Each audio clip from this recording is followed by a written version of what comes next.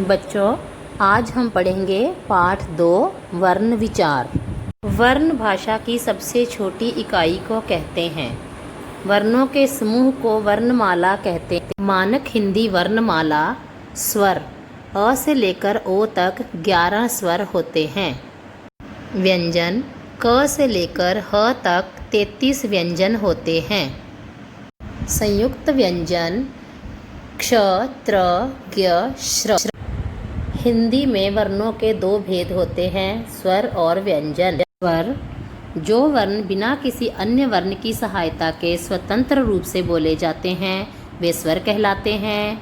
हिंदी में स्वरों की संख्या 11 है, जो कि अ से लेकर औ तक है।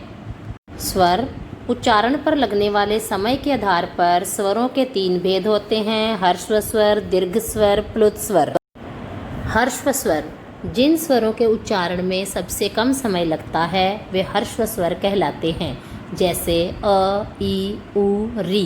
ये सभी हर्स्व स्वर हैं। दीर्घ स्वर जिन स्वरों के उच्चारण में हर्स्व स्वर से दुगना समय लगता है वे दीर्घ स्वर कहलाते हैं, जैसे आ, ई, उ, ए, ओ, औ आदि।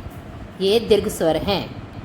प्लुत स्वर जिन स्वरों के उच्चारण में हर्स्व स्वर से तिगुना समय लगता है वे प्लुत स्वर कहलाते हैं, जैसे ओम। स्वरों की मात्राएं जब स्वरों को व्यंजनों के साथ बोला या लिखा जाता है तो इनके चिन्हों का प्रयोग होता है। ये चिन्ह मात्रा कहलाते हैं। स्वर और उनकी मात्राएं निम्नलिखित हैं। अ स्वर की कोई मात्रा नहीं होती, बाकी मात्राएं चित्र में दी गई हैं। अ वर्ण की कोई मात्रा नहीं होती, क, ख, ग, च, छ, ज। अ वर्ण से रहित व्यंजन के नीचे एक तिरछी रेखा लगी होती है, जिसे हलंत कहते हैं। इसके द्वारा व्यंजन के आधे होने का संकेत मिलता है। व्यंजन जिन वर्णों का उच्चारण स्वरों की सहायता से होता है वे व्यंजन कहलाते हैं। इसके 3 भेद होते हैं, स्पर्श व्यंजन, अंतस्थ व्यंजन, ऊष्म व्यंजन। स्पर्श व्यंजन जिन व्यंजनों का उच्चारण करते समय श्वास मुख के विभिन्न स्थानों का स्पर्श करते हुए बाहर निकलता है उन्हें स्पर्श व्यंजन कहते हैं। अंतस्थ व्यंजन जिन वर्णों का उच्चारण स्वरों और व्यंजनों के मध्य का होता है ये अंतस्थ व्यंजन कहलाते हैं। उनका उच्चारण करते समय जीभ और मुख के किसी भाग को भी पूरी तरह स्पर्श नहीं करती। ऊष्म व्यंजन इन वर्णों के उच्चारण के समय हवा के रगड़ खाने से मुख में गर्मी उत्पन्न होती है, अतः इन्हें ऊष्म व्यंजन कहा जाता है। श, श, स, ह। संयुक्त व्यंजन 2 भिन्न व्यंजनों के योग से बने वर्ण संयुक्त व्यंजन कहलाते हैं, जैसे क्ष, क और श। श्वास प्राण के आधार पर व्यंजन का वर्गीकरण अल्प प्राण और महाप्राण। जिन व्यंजनों के उच्चारण में फेफड़ों से आने वाली वायु की मात्रा कम लगती है उन्हें अल्प प्राण व्यंजन कहते हैं।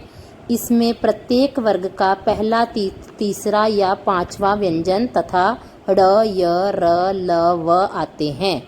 महाप्राण जिन व्यंजनों के उच्चारण में फेफड़ों से निकलने वाली श्वास वायु की मात्रा अधिक होती है उन्हें महाप्राण व्यंजन कहते हैं, जैसे प्रत्येक वर्ग का दूसरा व चौथा व्यंजन तथा श, श, ह आते हैं।